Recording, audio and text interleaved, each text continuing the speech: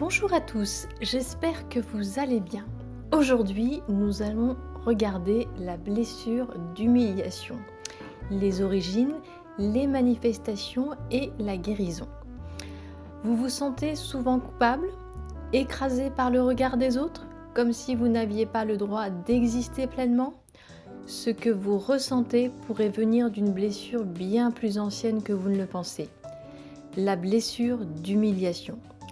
Aujourd'hui, on l'éclaire ensemble pour mieux s'en libérer.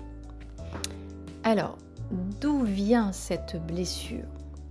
Elle se forme souvent dans l'enfance lorsqu'on est rabaissé, moqué, humilié pour nos besoins naturels, le corps, les émotions, les envies.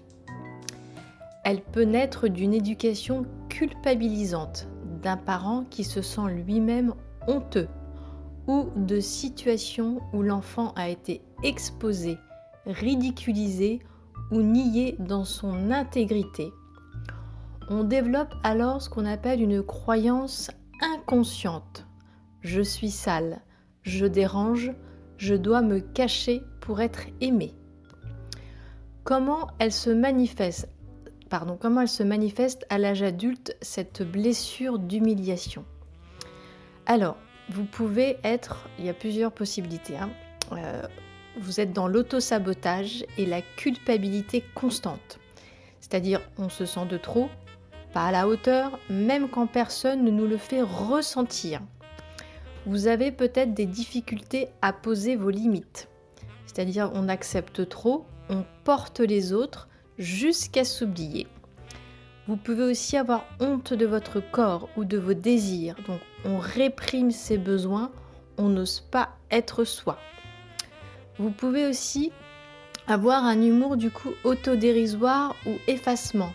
On préfère donc se dévaloriser soi-même avant que les autres ne le fassent. Vous pouvez aussi avoir des relations déséquilibrées. Vous allez attirer des partenaires ou amis qui vous rabaisse car on croit inconsciemment que c'est normal. Alors rassurez-vous, il y a un chemin de guérison qu'on va voir. Donc ça passe déjà par la réhabilitation, j'ai envie de vous dire. Il va falloir reconnaître votre valeur sans condition. Vous avez le droit d'exister, de ressentir, de prendre de la place. Vous allez aussi travailler l'ancrage corporel, c'est important, revenir dans votre corps, en prendre soin, le respecter, le revaloriser.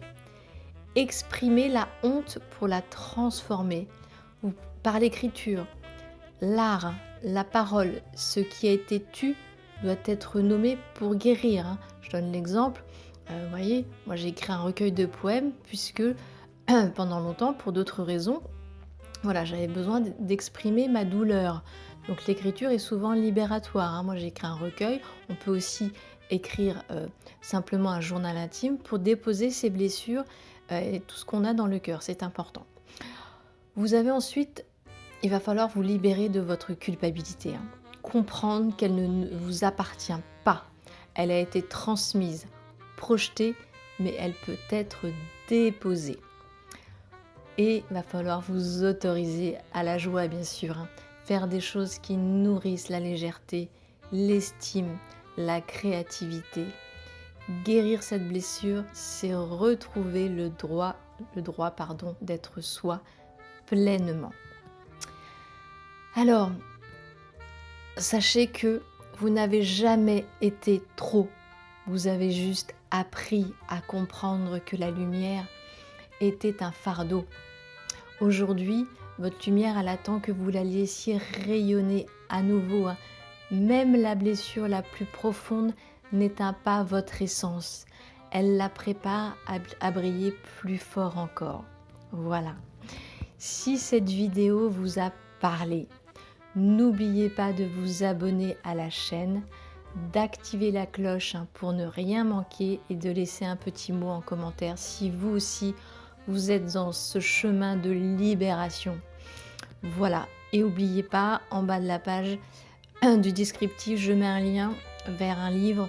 Il y en a plein bien sûr qui vont vous aider à libérer cette blessure en profondeur, hein. Voilà, il y a beaucoup de lectures qui peuvent vous aider à ce sujet.